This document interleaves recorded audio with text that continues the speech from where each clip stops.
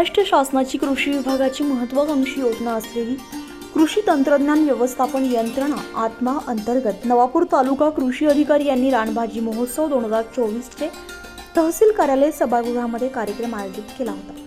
यावेळी रानभाजी महोत्सव 2024 कार्यक्रमाचे उद्घाटन पंचायत समिती सभापती सौ बबिताबाई गावित यांच्या हस्ते फीत कापून करण्यात आलं होतं। या प्रसंगी तहसीलदार दत्तात्रय जाधव, गट विकास अधिकारी देविदास देवरे, पोलीस निरीक्षक नरेंद्र साबळे, तालुका कृषी अधिकारी रविशंकर पाडवी, तालुका अभियान व्यवस्थापक उमेदचे संजीवन संन्यासी, तालुका व्यवस्थापक अरविंद गावित, गांगुर्डे साहेब, तालुका मंडळ कृषी अधिकारी राहुल शिरसाट, तालुका मंडळ अधिकारी चिंचपाडा दिनकर तावडे, तालुका मंडळ अधिकारी विसरवाडी, कृषी पर्यवेक्षक दिलीप मावचे आदी उपस्थित होते।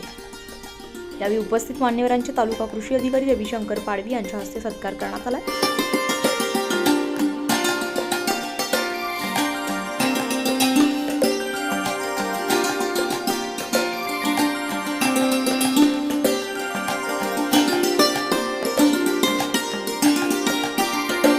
त्यानंतर उपस्थित मान्यवरांनी बचत गटांनी लावलेल्या रानभाजी स्टॉलची पाहणी केली आहे।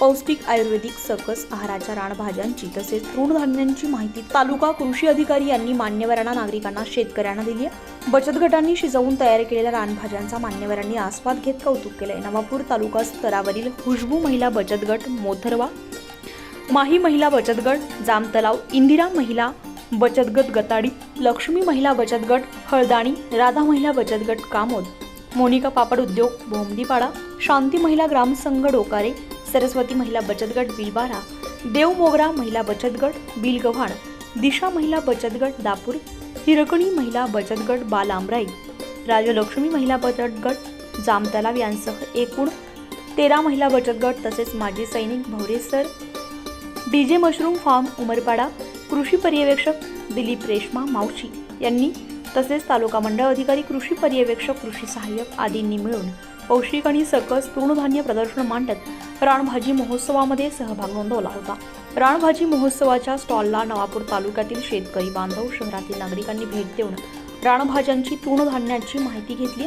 यावेळी तालुका कृषी अधिकारी रविशंकर पाडवी यांनी सांगितलंय की रानभाज्यांची तृणधान्यांची सर्वसामान्य नागरिकांना ओळख व्हावी तसेच पौष्टिक आहार म्हणून जेवणामध्ये समावेश व्हावा हा उद्देश ठेवून रानभाजी महोत्सव 2024चं आयोजन कृषी विभागामार्फत करण्यात आलं आहे। 2023 वर्ष जागतिक धनधान्य मिलेनियल म्हणून साजरी करण्यात आलं। तर त्या मिलेनियल थीमवर आधारित ज्या काही पदार्थ तयार केले असतील खाद्यपदार्थ त्यांची विक्री आणि इथं या प्रदर्शनास किंवा या महोत्सवाची भेट देणाऱ्यांची सर्वसामान्य नागरिक आहेत त्यांच्यासाठी आपण रानभाज्यांचा आस्वाद घेऊ शकते या प्रकारे आपण नियोजन केलं आहे। तर मी यापूर्वी नितीन नागरे यांना सोबवतो आणि सन्माननीय मान्यवरांचे स्वागताचा कार्यक्रम त्यांनी पार पाडायचा। 24 लाईव्ह महाराष्ट्र न्यूजसाठी पंकज आहिरे, नंदुरबार, नवापूर।